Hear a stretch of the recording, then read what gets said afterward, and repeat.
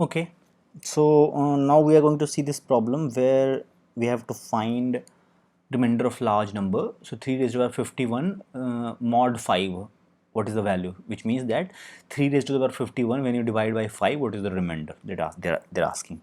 Now obviously you're not going to find the value of 3 raised to the power 51 before finding that.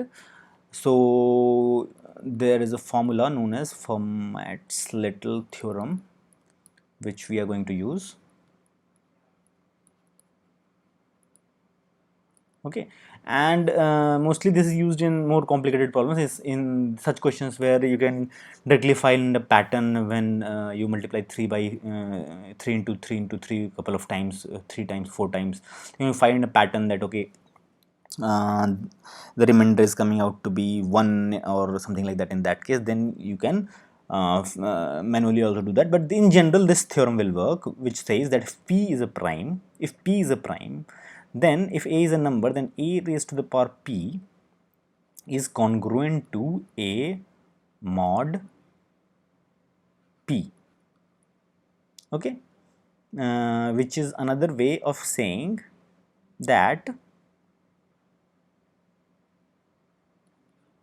a raised to the power p minus 1 is congruent to 1 mod p.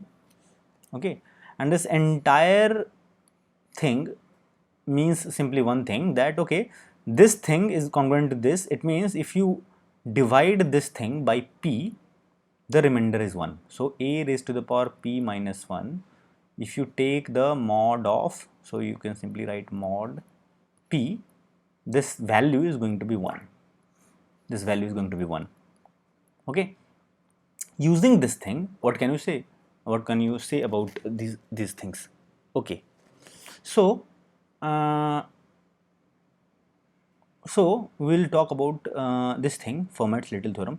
So see, what is happening is that 3 raised to the power 51 can be written as something like this, that 3 raised to the power, oh, and see, 5 is a prime number, you understand, right? So you understand any such problem, this thing will be a prime generally given, and that will indicate that you are going to use a Little theorem from Fermat.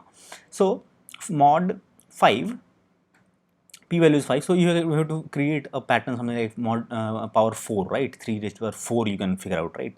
So you can write 3 raised to the power 4, and then 51, how you will write, right? 3 raised to the power 4 into 12. Okay, so 12 into 4, 48, and then 3 will be left, so you can write 3 into 3. My point is that 3 raised to the power 51, I am trying to write something like this. Why? Because essentially, okay, so essentially what I am trying to do is that I know that okay, this part 3 raised to the power 4 part, that thing is going to contribute to a remainder of 1.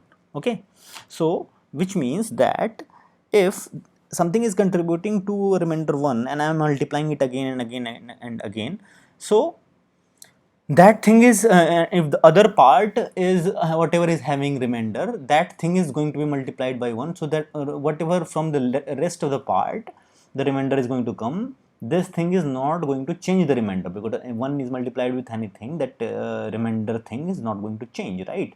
So in that fashion, you can understand the entire thing will not be dominated by this, it will be dominated by this thing. So whatever will be the remainder for 3 cube mod 5, that thing is going to be the remainder. So in that sense, in here we can manually calculate. So 3 by 3 is basically 27 mod 5, which is 2. So the remainder, final remainder is 2. The correct answer is 2.